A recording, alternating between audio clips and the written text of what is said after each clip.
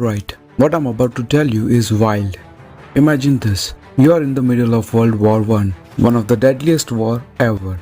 Chaos and brutality everywhere. And then, out of nowhere, something unbelievable happens. It's Christmas, 1914, and the soldiers who have been at each other's throat for months, literally shooting at each other every day, suddenly decide to pause, put down their rifles, step out of the trenches, and meet in no man's land to celebrate together. You're probably thinking, wait, what? How is this even possible? Exactly. This is the legendary Christmas truce. But here's the thing. What made this moment so crazy and honestly so inspiring? How could men who were just trying to take each other out now to be shaking hands, sharing food, and even playing soccer together? And then there's a big question. Why didn't this truce last? Why, after this incredible moment of peace, did they return to the trenches? The brutal, deadly reality of war? We're about to dive into all of that. Trust me, you don't want to miss it. I'm Guru, you're watching the Timeline Explorer. And this amazing event proudly has been added to our timeline. Before we get started, I've got something huge to share. This video is extra special because it's the very first one requested by one of you. A huge shout out to our amazing subscriber, the Holy Left Nut. You asked and we listened. In fact, we have even marked it as the first request by a subscriber on our timeline. Back to the video. Before we dive into the epic events of the World War itself, let's rewind to the early 20th century in Europe to understand what sparked this world-changing conflict. Imagine powerful empires and emerging nations all closely watching one another, each eager to assert their dominance. It sounds intense, right? And it was. But what was the real cause of the war? We're about to break it down step by step. Years before the war even starts, Europe is like a powder keg ready to blow. Why? Because nations like Germany, Britain, France, and Russia were locked in a fierce arms race, all racing to build the biggest and most powerful military forces. From massive armies to insane navies, everyone wanted to have the upper hand. It was like a game of military one-upmanship, each country preparing for war, thinking it was just a matter of time. Can you imagine the tension? They were just waiting for the spark to set it off. Europe wasn't exactly at peace. In fact, it was divided into two major alliance systems. On one side, we had Triple Entente, Britain, France, and Russia. On the other side, the Triple Alliance, made up of Germany, Austro-Hungary, and Italy.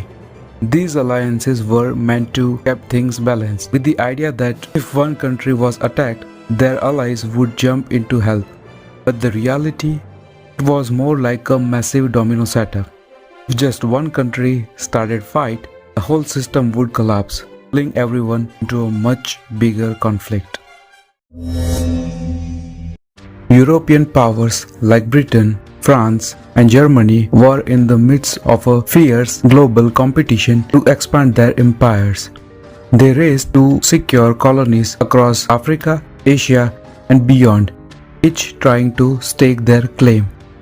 As these nations scrambled for control over more and more territory, tensions skyrocketed, turning the rivalry into a volatile and high-stakes game of dominance.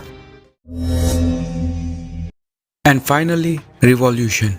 In the Balkans, where countless ethnic groups are battling for independence, you can already feel the pressure building, all that unrest. It was a ticking time bomb for the Austro-Hungarian Empire. But what exactly sparked the tension? What event ignited the chaos and sent everything into tailspin? Let's dive into that moment. Let's dive into one of the most insane chain reactions in history, one that ignited a war across Europe. On June 28, 1914, Archduke Franz Ferdinand of Austria-Hungary was shot in Sarajevo by Gavrilo Princip, a Bosnian Serb nationalist. It may seem like a random act, but trust me, this assassination was far from random. It sparked a chain of events that would send shockwaves across the globe. Austria-Hungary, backed by the ally Germany, issued an ultimatum to Serbia with a demand so harsh they were nearly impossible to meet. Serbia refused to comply, and Austria-Hungary declares war on Serbia. But here's where it gets wild. Russia, a close ally of Serbia, begins mobilizing its army to defend Serbia. In response, Germany declares war on Russia. And just when you think it can't get even crazier, Germany declares war on Russia's ally, France. Now Germany has a plan: invade France. But how do they get there? By marching through Belgium, which is neutral. This is where Britain steps in. With a pact to protect Belgium's neutrality, Britain declares war on Germany, and suddenly this tiny conflict in Balkans has exploded into a full-scale war involving nearly every major European power. What started with a single shot, now it's one of the deadliest conflicts in history. Incredible, right? This is how World War erupted. One assassination and everything spirals out of control. The world is teetering on the edge of war in 1914, and yet soldiers are still convinced they will be home by Christmas. Can you believe that? How could they think that? What kind of war were they expecting? Well, let's take a step back. When World War I started, almost everyone, soldiers, generals, you name it, thought it would be over in just few months. That's right, they believed it would be quick and easy. Many young men were even told, "Don't worry, we'll be home by Christmas." Can you imagine that kind of optimism? Why did they think it would end so fast? Well, up until that point, wars had usually been quick and decisive. Few major battles and then peace. And with that, new technologies like machine guns and fast-moving armies, it seemed like victory was just around the corner. But reality, it was a whole different story. The trenches of World War I are long, narrow ditches dug into the earth, stretching over 400 miles from North Sea all the way to Switzerland. 400 miles of mud, danger and survival. How crazy is that? Now imagine yourself in middle of this, the Western Front, stretching from Belgium to Swiss border. This is where it all went down. Two sides locked in a deadly stalemate, building these trenches to survive the madness around them. And get this, the trench warfare lasted for 4 years from 1914 to 1918. These ditches were home to soldiers who lived, fought, and sometimes even died right there.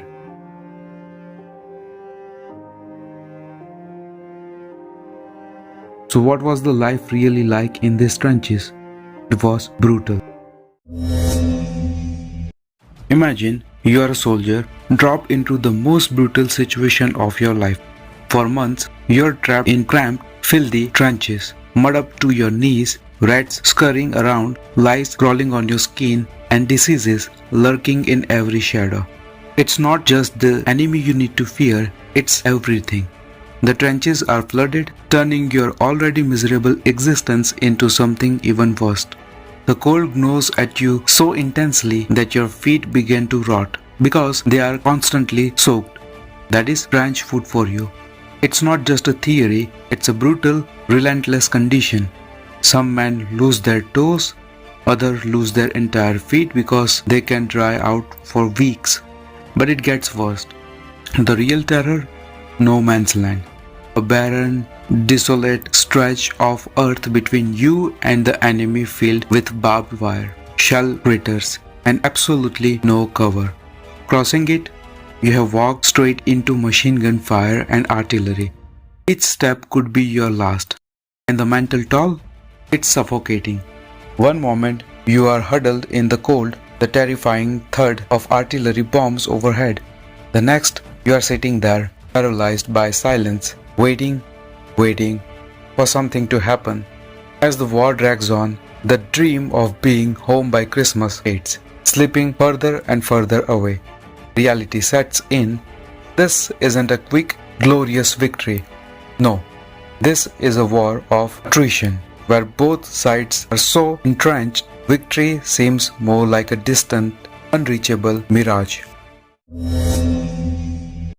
Now, to understand those soldiers' situation, we need to understand about ourselves first. First things first, did you know that we humans are actually part of primate family? That's right. Our closest relative are none other than chimpanzees. Now, at first glance, they might look cute and cuddly, right? But don't be fooled. These guys have a dark side. Chimps are not at all hugs and bananas. They have been known to commit some pretty brutal acts, killing their own group members or hunting other animals with ruthless precision. But here's the twist. Despite all that savage behavior, chimps have surprising side to them. They form deep, long-lasting friendships. They mourn their loved ones when they are gone, showing empathy and compassion that's eerily similar to how we feel. It's like they are a reflection of us. We, too, are capable of violence and extraordinary kindness. And this duality, it's a part of who we are. Think about it. Throughout history, war has often seemed like an unstoppable force, right? After World War II, many thought there's no way we will ever go to war like that again. And yet, here we are in 2024 with conflicts still tearing through the globe. Crazy, isn't it? Now let's talk about something really interesting. When we are kids or even teenagers, we look up to warriors. We celebrate them as heroes. And these warriors are more loved than, say, scientists or peacekeepers. Even now, action stars are more loved than other actors among teenagers. Why? Because we crave for the thrill of battle.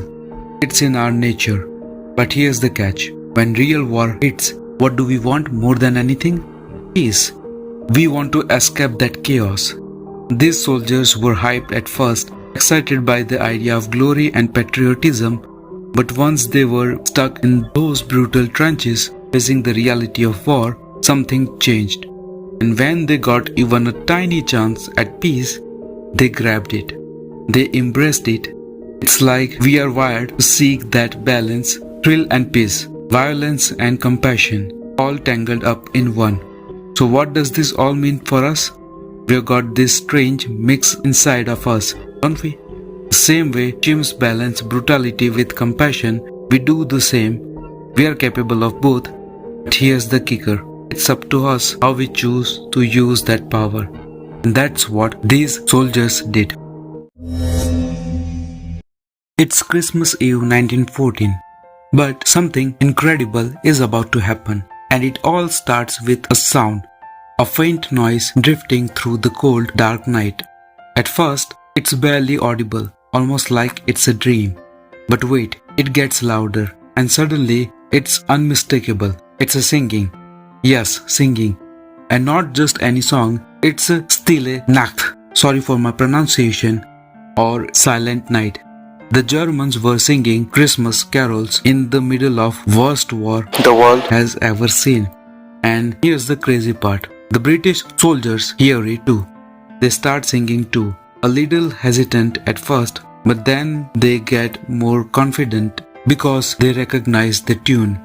And in the moment, something wild happens. In the midst of all the gunfire, explosions, and chaos, there's this strange, peaceful silence. Slowly, one by one, soldiers start emerging from their trenches. At first, it's just a few tentative steps, but before long, more and more join in. And here's the surprising part. They are not charging into battle. No, they are walking towards each other. Now, any normal soldier would be scared, nervous, wondering if it's some kind of a trick, some trap. But here's the wild part. In that moment, the desire for peace, for something better, outweighs the fear. And in the frozen, desolate space between the trenches, the place known as no man's land, these soldiers, who were only days ago trying to end each other's lives, now stand face to face, not as enemies, but as equals. No order from above, no commands from the generals, just pure, raw humanity. It wasn't some official ceasefire. It wasn't a political agreement. No signed treaties, no formal declarations. This was a moment made entirely by the soldiers themselves. And it all unfolded over Christmas Eve and Christmas Day, December 24th and 25th, 1914. But wait, it gets even more incredible. In some places, this truce lasted until December 26th, and in a few rare spots, it stretched all the way to New Year's Eve. These soldiers started sharing not only gifts and songs but also their deepest stories. And this is what makes this event truly wild. These guys, these so-called enemies, aren't just swapping cigarettes, food, chocolates, or uniform parts like buttons. No, they are connecting. They are opening up. For the first time, they are seeing each other as people, not just soldiers in battle. They are sharing photos of their families, telling stories about their wives, kids, and parents. Real human stuff like, hey, miss my home too. Get this, for some of them, this was the first time they made a real connection with someone from the other side. One of the most solemn tasks during the truce was burial of the fallen. For months, bodies left behind in no man's land. Soldiers who couldn't be retrieved because the fighting never gave them a chance. But now, in this fleeting pause, something incredible happens. The soldiers who had been locked in brutal combat just days before begin to work together to honor the dead. They hold a joint ceremonies side by side with prayers in both English and German. In the midst of all madness, they find common ground in loss. It's as if they're saying, we may be enemies, but we are still human. They light candles, share a moment of silence, and for just a little while, it's no longer about war. It's about remembering the true cost of it all. The soldiers from both sides decide to play a friendly game of soccer. But here's the twist. They didn't have an official ball. No, they used whatever they could find, fashioning a makeshift ball to get the game going. In one match, the Germans won 3-2. But honestly, the score? It didn't even matter. The real victory wasn't about who scored more goals. It was about being alive and feeling like normal people again, even if it's just for few hours. This moment of peace doesn't last forever. By December 26, the orders arrive. That's it. The soldiers who just hours ago were exchanging handshakes and smiles are now heading back to their positions, and the calm fades as quickly as it came. The truce lasted anywhere from a single day to, at best, a rare and fleeting week.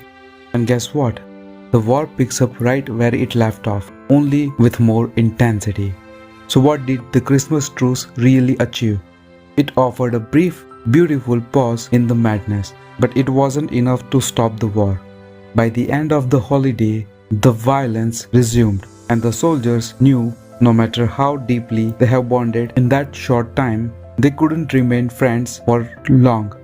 The fighting was back, just like that. As for the war, it would drag on for 4 more years, claiming millions of lives. And with the end of Christmas Day, that fragile moment of peace slipped away. The world returns to its brutal normal.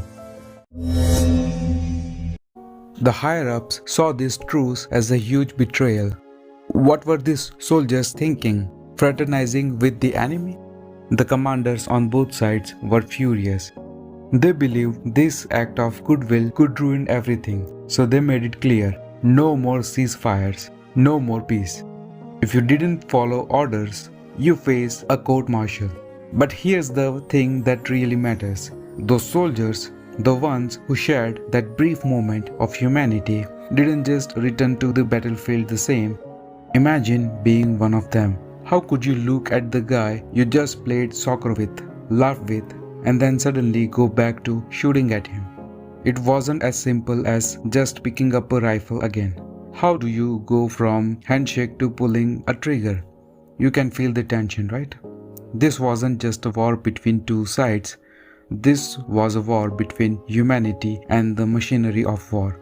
Now, please comment down below. If you were in the shoes of those soldiers, what would you have choose? With that, let's go back to the video. Now here, I want to clarify something.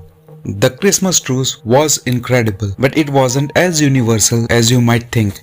It wasn't happening everywhere. Some part of the Western Front was still fighting, while some soldiers are sweeping gifts and singing carols. Others are dragging bullets and shellfire. Well, that's war for you. Now here, where it gets even crazier. Some brave souls tried to start the truce in areas that just wasn't having it. And what happened? They got met with gunfire. And it wasn't just the soldiers at the front. Oh no, back at the top, the higher command was like, absolutely not. We are not having any of this peace nonsense. In some places, the fighting was so intense, so brutal, that the idea of truce was laughable. The soldiers couldn't even imagine it. Christmas came and went, and the war kept raging on. But even in the sports where truce did take hold, not everyone was on board. Some soldiers straight up refused to lay down their weapons. Maybe they thought it was a trick, or maybe they just didn't want to shake hands with the enemy. By the end of December, the dream of peace was over. The war, it was back in full swing. That Christmas truce, it never happened like that again. The war went on for almost 4 more years, relentless, unforgiving. The Christmas truce, just like a memory, a myth really, a flash of light that was quickly swallowed by the darkness of war. Now you might be wondering, how did something so incredible, so full of humanity manage to slip through the chaos of war? Well, here's the twist. It wasn't a high-level military decision. It was the soldiers themselves, ordinary people like you and me, deciding, this is madness, let's do something different. And get this, the world didn't even know about it until the soldiers started writing home to their families. Imagine that. They are in trenches and they are sending letters describing what happened, about how, just for one day, they laid down their weapons and chose peace. These letters made their way to the press and the world was stunned. After the war, this story didn't fade away. It exploded. It became a symbol of hope, a reminder that even in the darkest time, humanity can come together. Films like Johannes Knoll, sorry for my pronunciation, captured that magic, showing us how soldiers chose peace instead of violence for just one day. Fast forward today, and the legacy lives on. The football matches are still held on those very battlefields, honoring the soldiers who chose to play rather than fight. The lasting legacy indeed. So here's the takeaway for us. Even in the most horrific times, when it seems like all hope is lost, moments like the Christmas truce remind us that peace, real peace, is always possible if we choose it. And that's the legacy that lasts forever. Thank you for sticking with me all the way to the end. I hope you enjoy learning about this incredible story of the Christmas truce. If you did, don't forget to hit the like button and share this with your friends. They'll thank you later. And of course, make sure to subscribe so you don't miss out on more epic stories like this one. I know it's premature, but your support means the world to me and it helps the channel grow so I can keep bringing you more awesome content. If you like to take it to the next level and support the channel directly, you can do so via Paytm by sending any amount to the number which is on the screen.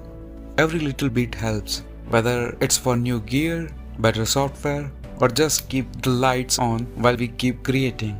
I could do this without you. Thank you so much for being a part of this journey.